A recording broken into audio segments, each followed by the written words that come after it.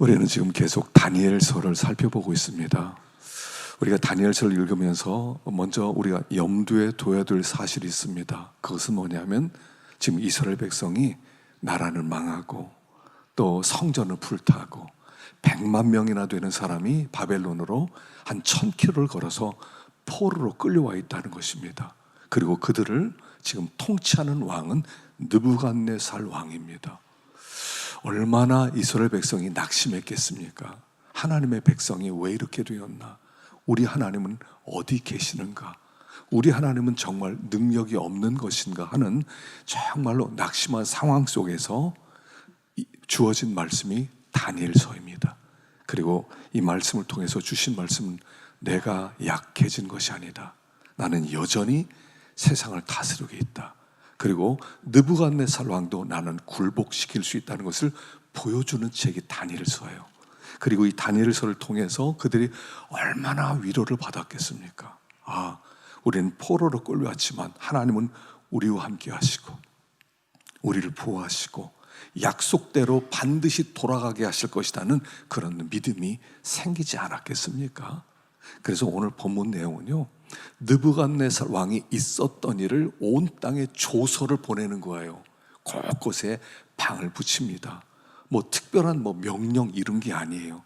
내가 이런 일이 있었다. 역시 유대인의 하나님, 이스라엘 하나님은 살아계신 하나님이시다. 그걸 조서로 보냈다는 겁니다. 그러니까 얼마나 많은 사람들 속에서 그렇게 연약한 백성으로 살던 이스라엘 사람들이 얼마나 위로를 받았겠느냐 하는 것입니다. 이 말씀은 오늘 우리에게도 여전히 이 바벨론 같은 세상 속에 믿는 사람은 곳곳에 흩어져서 발버둥 치며 살아가는 우리에게 온 땅에 조소가 퍼지듯이 하나님은 지극히 높으신 하나님이시다. 그것을 선포하고 있다 하는 것입니다. 오늘 본문 내용은 그 느부갓네살 왕이 또 꿈꾼 겁니다. 하나님은 과거에 꿈을 통해서 많이 역사하셨죠. 지금은 또 안 믿는 사람들에게 꿈을 주실 것입니다. 그래서 이 꿈을 꾼 느부갓네살 왕은 두렵고 떨리는 마음을 품었어요. 어떤 꿈을 꾸었냐면 큰 나무가 하나 있었습니다. 엄청나게 큰 나무예요. 열매가 막 주렁주렁 맺히고 곳곳에 각 종류의 모든 새들이 몰려 들어와서 거기서 그 둥지를 틀고 그 밑에는 들짐승들이 다 몰려 들어와서 거기서 그 열매를 먹고 쉬고 하는 그런 아름드리 나무가 있었습니다. 상상할 수 없는 큰 나무였던 것 같아요.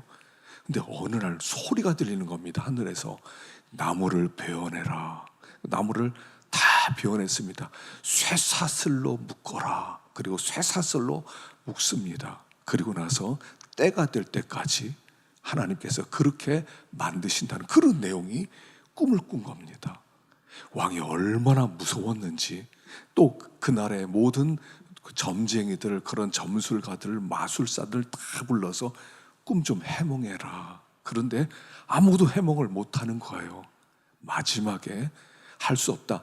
다니엘 불러라. 그래서 다니엘을 불러옵니다. 다니엘의 꿈 이야기 듣든지 두려워하면서 꿈을 해몽하는 이야기가 오늘 본문의 내용입니다. 자, 우리에게 주신 교훈을 한번 생각해 봅시다. 1절 보십시다. 1절 시작. 느부갓네살 왕은 천하에 거주하는 모든 백성들과 나라들과 각 언어를 말하는 자들에게 조서를 내리노라. 원하노니 너희에게 큰 평강이 있을지어다. 지극히 높으신 하나님이 내게 행하신 이적과 놀라운 일을 내가 알게 하기를 즐겨하노라. 이는 순찰자들의 명령대로요 거룩한 자들의 말대로이니 지극히 높으신 이가 사람의 나라를 다스리시며 자기의 뜻대로 그것을 누구에게든지 주시며 또 지극히 천한 자를 그 위에 세우시는 줄을 사람들이 알게 하려 함이라 하였느니라. 아멘. 자, 여기에 보면요, 단어가 2번 나오죠. 지극히 높으신 하나님. 이 지극히 높으신 하나님이라는 단어가 이 4장에만 6번 나와요. 그리고 다니엘서에서 14번이 나와요. 다니엘서의 주제는 하나입니다. 지극히 높으신 하나님. 그분이 세상을 다스린다는 것을 보여주는 책이 다니엘서죠. 그래서 1장에서도 보면 다니엘과 그 세 친구들이 왕궁에 이렇게 끌려오게 되었을 때 그들이 하나님 앞에서 기도하고 뜻을 정했을 때 하나님이 그들의 그 얼굴이 다른 사람보다 훨씬 더 좋게 만들었고, 그러나 포로로 끌려가게 하신 분이 하나님이시라는 것을 강조했죠. 2장에서는 꿈을 꿨는데 신상을 하나 보았습니다. 머리는 금, 가슴과 팔은 은, 그 다음에 배와 넓적다리는 놋, 그 다음에 종아리는 철, 그 다음에 발바닥은 철과 진흙으로 돼 있어요. 어디선가 돌이 하나 날아오더니 발바닥부터 치기 시작해서 무너뜨리고 가루로 만들어서 다 날아가고 돌 하나가 점점 더 커지는 꿈을 꾸게 되지요. 이것은 하나님이 이 세상을 마침내 하나님 나라로 만들 것을 보여주는 꿈이었고요. 세 번째는 3장에서는 왕이 금신상 세우고 다 절해라, 절하지 않으면 풀무불에 던진다, 어떤 신이 내 힘에서부터 건져내겠느냐 그랬는데 사드락 메삭 아베노가 절 안 합니다. 그래서 그들을 풀무불에 던졌더니 불꽃이 그를 태우지를 못합니다. 지극히 높으신 하나님의 종 사드락 메삭 아벳네고가 나오더라. 그래서 그들이 나오면서 하나님의 이름이 또 높임을 받죠. 4장에서는 오늘 이 말씀으로 하나님이 지극히 높으신 하나님이 세상 다스린다고 말씀하시고, 5장에서는 벨사살 왕이 하나님의 성전에 썼던 그 그릇들을 함부로 썼다가 심판을 당하는 얘기, 6장에서는 이 사자굴에 들어갔지만 하나님이 이거를 살려주시는 얘기, 그래서 다리 왕도 하나님을 인정하게 되었다는 얘기. 그래서요, 다니엘서의 핵심 내용은 한 가지입니다. 하나님은 지극히 높으신 분인데, 지극히 높다는 뜻이 뭐냐면 하나님은 모든 국가와 모든 권세와 모든 능력과 모든 신과 모든 왕위에 뛰어난 능력으로, 절대적 능력으로 온 세상을 통치하시는 왕이시다 하는 것을 말씀하는 거예요. 엘 엘리온, 이런 뜻이에요. 엘 엘리온, 지극히 높으신 하나님. 그 하나님이 세상을 통치하고 있다는 거예요. 다스리고 있다는 거예요. 어떻게 다스리냐면 감찰하는 자를 보내요. 여기 보면 순찰자를 보냅니다. 17절에 있는 대로 순찰자들의 명령대로요. 자, 하나님이요, 이 세상을 다스리는데 하나님의 눈이 온 땅을 지켜본다는 거예요. 마치 여러분, 우리 지구가 있지만요, 위성들이 지금 얼마나 많은 위성들이 지금 이 지구 궤도를 따라 돌고 있는지 모릅니다. 막 수십만 개, 막 어마어마하게 많은 위성이 돌면서 사진을 찍는 위성들이 있어요. 그래서 그 사진이 얼마나 정확하게 나오냐면요, 차 번호판 사진, 그 번호까지 나올 만큼은 사진을 찍으면서 좀 더 몇 분 만에 한 번씩 지구 사진을 찍듯이 우리 하나님이 순찰자를 보내서 온 땅을 깨어서 지금 감찰하고 있다 하는 것을 말씀해 주는 거예요. 자, 역대하 16장 9절을 한번 읽어봅시다. 역대하 16장 9절 시작. 여호와의 눈은 온 땅을 두루 감찰하사 전심으로 자기에게 향하는 자들을 위하여 능력을 베푸시나니. 온 땅을 두루 감찰한다, 살핀다는 겁니다. 전심으로 자기에게 향한 자를 위하여 능력을 베푼다. 자기에게 향한다는 것이 무슨 뜻이냐면 이 새 번역에서는 이렇게 번역했습니다. 밑에 한번 읽어봅시다. 시작. 주님께서는 그 눈으로 온 땅을 두루 살피셔서 전심전력으로 주님께 매달리는 이들을 힘있게 해주십니다. 주님을 향한다는 게 어떤 뜻이냐면 전심전력으로 주님께 매달리는 자들이에요. 하나님은 어떤 자를 찾고 있냐면, 하나님은 온 땅을 왜 살피냐면 진짜 하나님의 도움을 구하는 사람들, 하나님은 진짜 좀 도와주셔야 됩니다, 하나님 정말 불쌍히 여겨주십시오 하고 주님께 매달리는 자에게 복을 주시기 위해서, 그들을 위해서 일하기 위해서 온 땅을 살피고 있다는 거예요. 우리 하나님은 이런 사람을 찾아요. 여러분, 신앙이란 뭐냐면요, 하나님께 매달리는 겁니다. 매달려서 하나님 진짜 도와주셔야 됩니다. 하나님 불쌍히 여겨주셔야 됩니다. 하나님 정말 붙들어 주셔야 됩니다. 그렇게 하나님께 나오는 자를 하나님께서 도와주시고 능력을 베풀어 주신다는 거예요. 그러니까 복이 뭐냐면 하나님께 매달리는 거예요.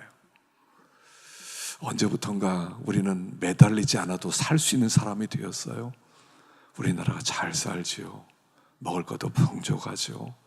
하나님 매달리지 않아도 그냥 살아갈 수 있어요. 근데 우리 교우들 가운데도 보면요, 매달릴 수밖에 없는 환경의 사람들이 있어요. 저 사람 저렇게 매달리는데, 저 사람 저렇게 매달려야 사는 사람들이 있어요. 근데 그들을 보면 반드시 하나님이 복 주세요. 아, 하나님이 저렇게 또 복 주시는구나. 하나님 저를 또 이렇게 살리는구나. 우리 하나님은 온 땅을 감찰하셔서 하나님께 매달리는 사람에게 하나님이 복을 주신다. 그래서 감찰하고 있는 거예요. 여러분, 요즘 어떠십니까? 하나님께 매달리는 신앙입니까? 하나님 안 도와주셔도요, 살만해졌어요. 대부분 이렇지 않을까요? 대부분. 저는 이 남한과 북한이 이렇게 분단이 돼서 너무 오랫동안이잖아요. 북한을 생각하면 참 마음이 안쓰러운 게 있어요. 여러분, 그렇잖아요. 저기도 믿는 사람이 많이 있는데 믿는 거 발각 때문이요, 이건 제일 악한 그 수용소로 보낸대잖아요. 그들이 거기에서 예배드렸다는 이유로, 하나님을 섬긴다는 이유로 정치범이 돼가지고 수용소에 있어요. 어쩌면 저들이 그 감옥에서 몇만 명인지 모르겠지만 얼마나 매달리겠습니까? 하나님 정말 불쌍히 여겨달라고. 그들의 기도가 우리 남한을 살리는 게 아닐까요? 탈북자가 와서 얘기하는데 그들이 기도하는 제목이 살려달라는 게 아니라 우리 남한을 복 주시게 해달라고 그렇게 기도한대요. 매달려서 자기들도 먹을 게 없는데. 어떤 면에서 그래서 이런 생각이 들어요. 하나님이 저들의 기도를 너무 기뻐하셔서 저 기도를 놓칠까 봐 통일을 안 주는 거 아닐까. 저들도 우리처럼 타락할까 봐, 매달리지 않아도 사는 환경이 될까 봐 하나님이 저렇게 두는 거 아니겠는가. 이런 생각을 한 번씩 해봐요. 우리는 그들을 위해서 기도해야 되겠다, 이런 생각도 가져야 됩니다. 어쨌든 하나님은 매달린 자를 위하여 능력을 베풀어 주세요. 그래서 지금 이 바벨론도요, 하나님께서 막 감찰하고 있단 말입니다. 감찰하시고 살피시는 하나님이에요. 그래서 지극히 높으신 하나님이란 말입니다. 그 하나님이 하늘이 무심하지 않으세요. 매달린 자를 하나님이 은혜를 베풀어 주셔요. 그래서 여러분, 축복의 비결은 뭐냐? 지극히 높으신 하나님을 찾고 그 하나님을 정말 높이는 삶을 살아가면 복을 받는다. 이게 원리예요. 사무엘상 2장 30절, 제가 제일 좋아하는 말씀입니다. 제일 좋아하는 말씀. 사무엘상 2장 30절 시작. 그러므로 이스라엘의 하나님 나 여호와가 말하노라. 나를 존중히 여기는 자를 내가 존중히 여기고 나를 멸시하는 자를 내가 경멸하리라. 여러분, 이거 다 외웁시다. 이 시간에 뒷부분만. 나를 존중히 여기는 자를 내가 존중히 여기고 나를 멸시하는 자를 내가 경멸하리라. 하나님이 하신 말씀이에요. 한번 읽어보십시다. 시작. 나를 존중히 여기는 자를 내가 존중히 여기고 나를 멸시하는 자를 내가 경멸하리라. 한 번만 더. 시작. 나를 존중히 여기는 자를 내가 존중히 여기고 나를 멸시하는 자를 내가 경멸하리라. 자, 할 수 있겠어요? 안복해 봅시다. 시작. 나를 존중히 여기는 자를 내가 존중히 여기고 나를 멸시하는 자를 내가 경멸하리라. 한 번 더. 시작. 나를 존중히 여기는 자를 나를 멸시하는 자를 내가 경멸히 여기리라. 이게 우리 부모님이 나에게 준 유산이에요. 사실은 우리 부모님이 유산으로 주셨어요. 야, 너 인생 살아갈 때 난 돈이 없어서 돈 못 물려주지만 이 말씀을 붙들어라. 하나님만 높여라. 하나님만 존중히 여겨라. 그러면 하나님이 너를 높일 거다. 네가 하나님을 멸시하면 하나님 너 경멸히 여길 거다. 여러분, 축복의 비결은 이거 하나예요.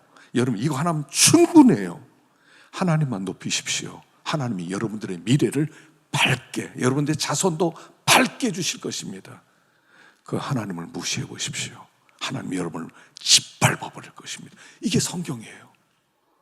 우리 일생 동안 이거 하나 깨닫는 거예요. 하나님은 지극히 높으신 하나님이다. 이론으로 아는 게 아니에요. 말은 정답은 너무 잘 알아요. 하나님 지극히 높이시지, 온 우주 만물을 창조하시지, 전능한 능력이 있지. 그런데 그렇게 높이진 않아요. 높이진 않아요. 하나님 체험하지 못했으니까, 만나지 못했으니까 하나님을 만나는 거거든요. 우리 하나님 지극히 높으십니다. 하나님을 정말 높입니다. 하나님을 찬양합니다. 하나님을 경배합니다.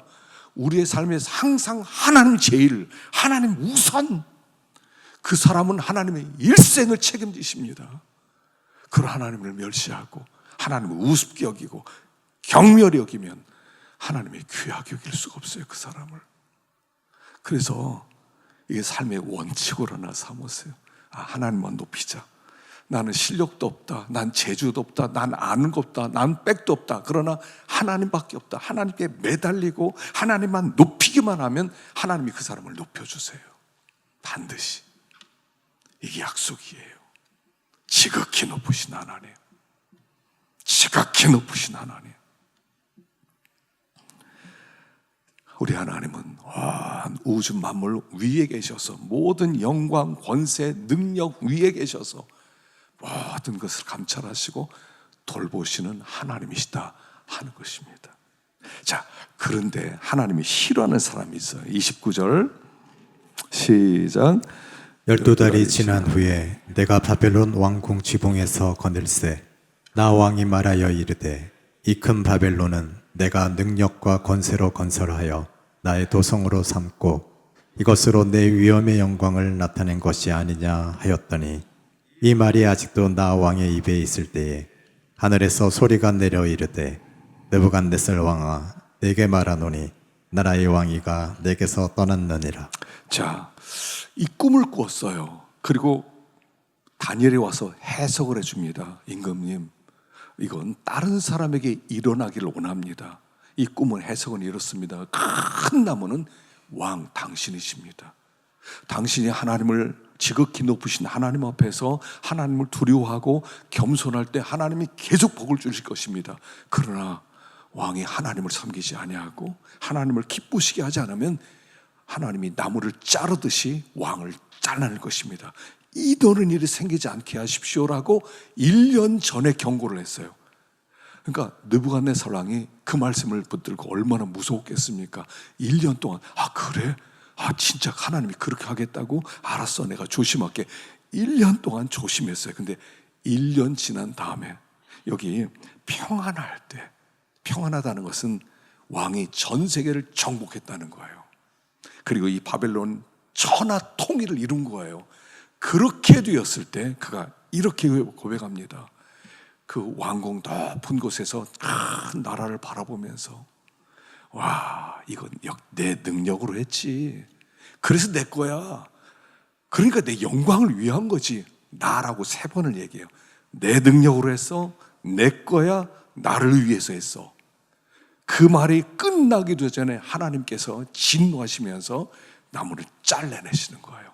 그리고 그가 짐승이 되게 만들어요. 하나님이 총명을 빼앗아 가세요. 그리고 짐승처럼 풀 뜯어 먹어요. 그리고 침대에서 자는 게 아니라 왕궁에서 하는 게 아니라 들판에서 이슬 맞으면서 자게. 머리는 독수리 머리처럼 그냥 완전히 풀어헤치고 엉망이 되게 만들어요. 손톱 발톱은 한 번도 깎지 못해서 그냥 완전히 짐승 발톱처럼 되게 만들었다. 그리고 7년을 지나게 하셨다라고 얘기하세요. 자, 우리 하나님은 교만한 사람을 싫어한다는 거예요. 지극히 높으신 하나님이 제일 싫어하는 거, 하나님 자리를 넘보는 거예요. 하나님 노릇하기 원하는 거. 여러분, 교만이란 뭐냐면요, 무게중심이 하나님에게서 나에게로 옮겨오는 거예요. 하나님 귀하신 분입니다. 하나님 높으신 분입니다. 하나님 찬양 받으실 분입니다. 하나님만 전부입니다 하다가 왜 하나님만 높이지? 나는 어떻게 되는데? 그리고 그 무게중심을 살짝 갖고 와서 나도 영광 받아야지. 나도 능력 있지. 저거 내 거야. 나 위해서 살아야 되겠어. 내가 뭐하러 저렇게 해? 그리고 그 무게중심이 나로 바뀌는 순간 그걸 교만이라고 하시는 거예요. 교만은 나를 더 높이는 거예요. 사람은요, 원래 교만해요. 타락한 인간은요, 교만해라 할 것도 없어요. 그냥 가만히 두면 교만해요. 그냥 교만의 싹이 쑥쑥 올라와요. 교만에 올라오면 어떻게 돼요? 그래, 나는 뭔데요? 나는 뭔데요? 나를 위해서 살아야 되겠어요. 나도 좀 편안하게 살아야 되겠어요. 나도 좀 높임 받아야 되겠어요. 나도 좀 잘 먹고 잘 살아야 되겠어요. 이렇게 된단 말이에요. 이게 교만이란 말이에요. 그냥 내비두면 사람은 교만해서 망해요. 사람은요, 그냥 내버려 두면 교만해서 망해요. 우리 하나님은 교만한 자를 가장 싫어하세요. 읽어보십시다. 잠언 6장 16절 시작.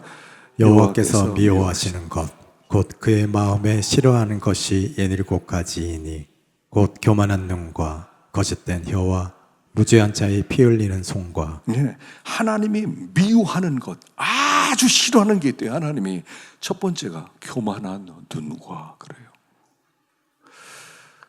교만한 자세, 뭔가 했다 이런 게 아니에요. 교만한 마음, 자세. 내가 중요해. 내가 먼저야. 하나님이 먼저 아니야. 내가 중요해. 나를 위해 살아야 되겠어. 무게중심이 나에게 오는 것을 교만이라고 하는 거예요. 내가 하나님보다 더 중요하지. 하나님의 말씀보다 더 귀하지. 내가 이렇게 되는 거예요. 그래서 이 바벨론 왕이 나 3번 하는 거예요. 교만해지면요 망해요. 보십시다. 잠언 16장 18절 시작. 교만은 패망의 성봉이요 거만한 마음은 넘어짐의 앞잡이이니라. 교만하면요, 교만이 나를 끌고 가요. 나 중심으로 살잖아요. 지극히 높으신 하나님이라 나중에 그 사람은 나중이야. 그건 나중에 생각해도 돼. 지금은 내가 중요해. 그 길, 내가 하는 모든 길이 망하는 길로 가는 거예요. 지금 망하는 길로 가요. 얼마 지나지 않으면 그 사람 찾아볼 수가 없어요. 하나님 너무 싫어하시니까. 하나님 교만한 자를 그냥 싫어하는 게 아니에요. 너무 싫어하세요. 교만은 패망의 선봉이요 거만한 마음은 넘어짐의 앞잡이니라. 그 다음도 읽어봅시다. 잠언 3장 5절 시작. 너는 마음을 다하여 여호와를 신뢰하고 내 명철을 의지하지 말라. 너는 범사에 그를 인정하라. 그리하면 내 길을 지도하시리라. 스스로 지혜롭게 여기지 말지어다. 여호와를 경외하며 악을 떠날지어다. 마음을 다해서 여호와를 신뢰하고 내 명철을 의지하지 마라. 너는 범사에 그를 인정해라. 너를 인정하지 마. 자기의 경험, 자기의 지식, 자기의 생각, 자기의 계획 이런 거 의지하지 말죠. 범사에 그를 인정해. 복된 길은 하나님이 아세요. 내가 복된 길을 선택해서 가요? 미래 아세요? 5분 뒤의 일을 아세요? 몰라요.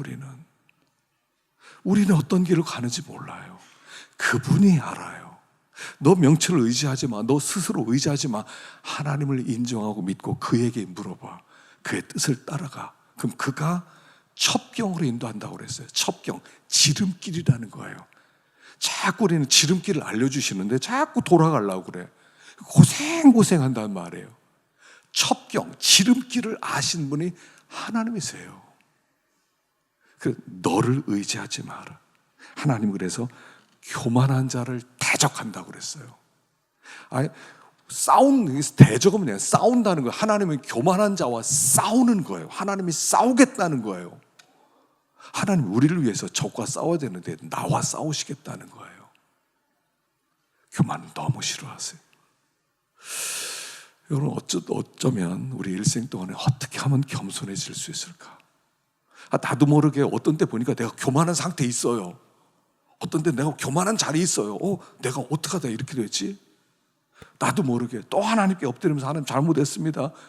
그렇게 하는데도 또 문득 보면 내가 주인이 내가 돼서 내가 뭐 하려고 그러고 그럴 때가요.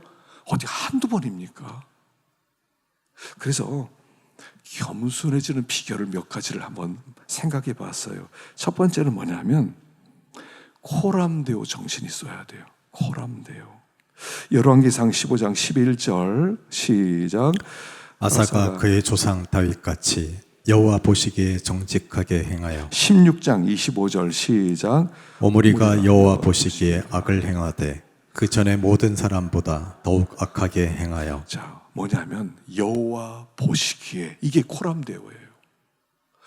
하나님을 항상 의식하고 염두에 두고 생활하는 거예요. 하나님이 내 옆에 계시지, 하나님이 내 마음을 살피시지, 하나님 나를 감찰하시지, 그 하나님 앞에 정직하게 살아야지. 그 코람데오 정신. 그래서 이게 이제 제일 여호와 보시기에 제일 많이 나온 것이 열왕기 상하예요. 하나님의 사람 왕을 평가할 때 하나로 평가해요. 여호와 보시기에 정직하게 살았는가, 여호와 보시기에 악을 행하며 살았는가. 그러니까 한 사람은 여호와를 의식하면서 살았기 때문에 정직해졌고, 한 사람은 여호와를 의식하지 않았기 때문에 악을 행했다는 거예요. 하나님의 임재 앞에 서야 돼요. 하나님은 내 앞에 계시다. 나를 다스리시지, 나를 통치하시지, 하나님의 눈을 피할 수 없지, 하나님의 귀가 크시지, 내 말을 다 알아들으시지. 조심해야지. 항상 이 자리 임재 앞에 사는 것, 첫 번째. 두 번째는 모든 게 은혜라는 겁니다. 고린도전서 4장 7절 시작. 누가 너를 남달리 구별하였느냐? 내게 있는 것 중에 받지 아니한 것이 무엇이냐? 내가 받았은즉 어찌하여 받지 아니한 것 같이 자랑하느냐? 모든 게 은혜예요. 우리가 가지고 있는 모든 게 은혜예요. 나에게서 나온 것은 없어요. 몸을 주신 분이 하나님이셔요. 생명을 주신 분이 하나님이세요. 능력을 주신 분이 하나님이세요. 이런 나라에 태어나게 하신 분이 하나님이세요. 북한과 이 몇 킬로 차이입니까? 몇십 킬로 차이도 안 나요. 근데 여기서 태어났어요. 은혜예요.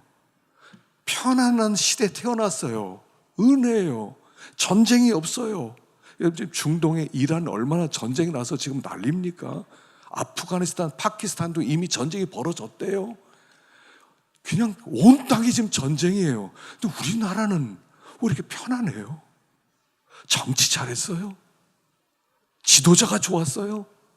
아니에요. 그냥 은혜예요, 은혜. 우리는 은혜 아래에 있는 거예요.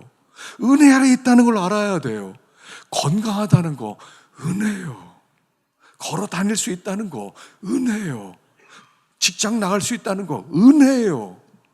은혜 아닌 게 어디 있어요? 은혜라는 걸 생각해야 돼요.